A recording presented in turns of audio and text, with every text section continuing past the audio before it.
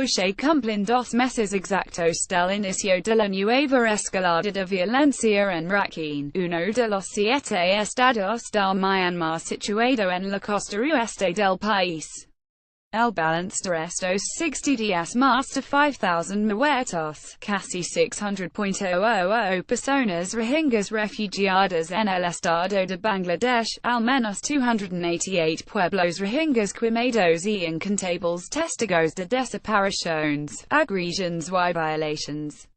Este nuevo episodio de violencia hacia la minoría musulmana se reactivó el 25 de agosto tras el ataque del grupo de insurgentes rohingya ARSA Arakan Rohingya Salvation Army a varias comisarías y una base militar birmana en Rakhine.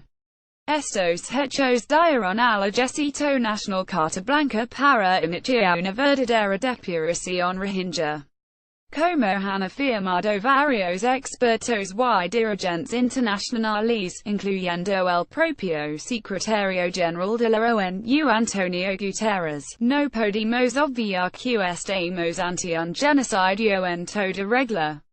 La persecución de los rohingyas por parte del ejército birmano no es novedad ni un hecho aislado. Los rohingyas suponen el 4% de la población del estado birmano de tradición budista. Las buenas relaciones y el apoyo de los rohingyas a los colonos ingleses generaron un clima de tensión entre ambas comunidades que, con la descolonización en 1948, dejó al grupo minoritario en una situación de máxima vulnerabilidad. Desde entonces, los rohingyas han sido discriminados sistemáticamente por las instituciones políticas hegemónicas del país, que consideran a sus integrantes como inmigrantes de Bangladesh no bienvenidos. Con la instauración de la dictadura militar en 1962 se les denegó la nacionalidad birmana que hasta entonces habían tenido y se convirtieron en apátridas sin derechos civiles ni políticos. Entre otras, no tienen derecho a la libre circulación, no tienen derecho a trabajar, no tienen derecho a ser escolarizados ni a recibir asistencia sanitaria, no tienen derecho a casas ni a tener más de 2 hijos, y tampoco tienen derecho a poseer tierras, las cuales les son confiscadas sistemáticamente. Este escenario que se ha ido tejiendo desde hace décadas ha permitido la normalización y legitimación de prácticas de trabajo forzado, de explotación laboral y sin garantías, de acosos y violations, de quema de mezquitas, casas y escuelas con rohingyas dentro, etc. No sin motivo la ONU declara que los rohingyas son la minoría étnica más perseguida. Esta asfixiante violencia estructural y física es la que ha levantado rebeliones rohingyas en diferentes episodios como el de 2012, el de octubre de 2016 o este último de finales de agosto. No es anecdótico que los motivos de los insurgentes de este último levantamiento, que defendían estar llevando a cabo acciones defensivas en respuesta a varias semanas de sequías y abusos contra civiles por parte del ejército de Myanmar en la localidad de Robadong. Parece que el ascenso al poder del Premio Nobel de la Paz Aung San Suu Kyi en 2015 con su proyecto de transición democrática podría poner fin al apartheid contra la comunidad rohingya, pero en la práctica se ha limitado a reproducir las políticas ya existentes. Tras la revuelta de 2016, Suu Kyi desestimó la apertura de ninguna investigación, persecución y juicio contra los ejecutores de crímenes contra los rohingyas y con el último episodio de este pasado agosto, la consejera tardó casi un mes en emitir declaración alguna.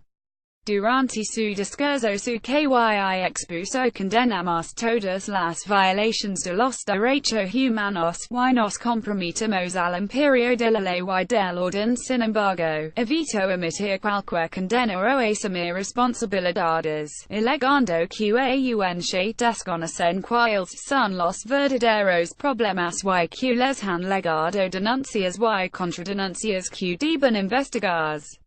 También aseguro que desde el 5 de septiembre las operaciones de seguridad habían concluido y que no se habían producido más incidents, lo que posteriormente ha sido desmentido por varias organizaciones internacionales.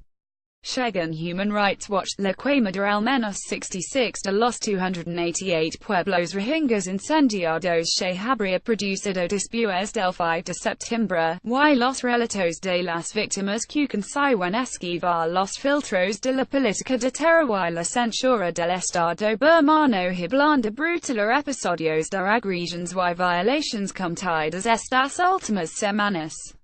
Sin embargo, la prohibición de la libertad de expresión junto con el difícil acceso a la zona complican el trabajo de los periodistas. En este sentido, Arif Sultana, coordinadora y editora del medio de comunicación alternativo Rohingya Vision, explica al centro deles como medio Rohingya, es un trabajo muy difícil poder verificar la actualización de la información del escenario del crimen debido a la restricción de los periodistas. Justamente porque en su caso han conseguido acceder a la zona, el medio recibe amenazas constantes. Nos enfrentamos a muchos desafíos y amenazas del gobierno birmano desde el pasado octubre de 2016, cuando nuestro portal web fue hackeado varias veces y nuestra página de Facebook bloqueada. El portavoz de la presidencia de Myanmar, user HTAY nos amenazó directamente con bloquear la página de Facebook y efectivamente lo hizo después del 25 de agosto. La zona del conflicto no solo es infranqueable para la mayor parte de los periodistas, sino también para las diferentes ONG y organizaciones internacionales que reclaman acceder para prestar ayuda humanitaria. Por otro lado, la visita que la ONU tenía que realizar en la zona a finales de septiembre también fue cancelada por el gobierno birmano. Ante el aislamiento y el hambre, el ejido masivo H. Bangladesh continúa sumando refugiados en el país vecino, que llegan a CNUR ya concentra casi 600,000 rohingyas, de los cuales el 60% son niños. Según la misma organización, si las autoridades de Bangladesh acaban construyendo el nuevo campo de refugiados que han anunciado, con capacidad para 800,000 personas, estaríamos ante el campo de refugiados más grande del mundo. Los hechos nos hacen pensar que la figura de su KY habría sido un mero producto de marketing democrático inscrito dentro de las estructuras institucionales monopolizadas por el brazo militar del país y no una verdadera opción de cambio.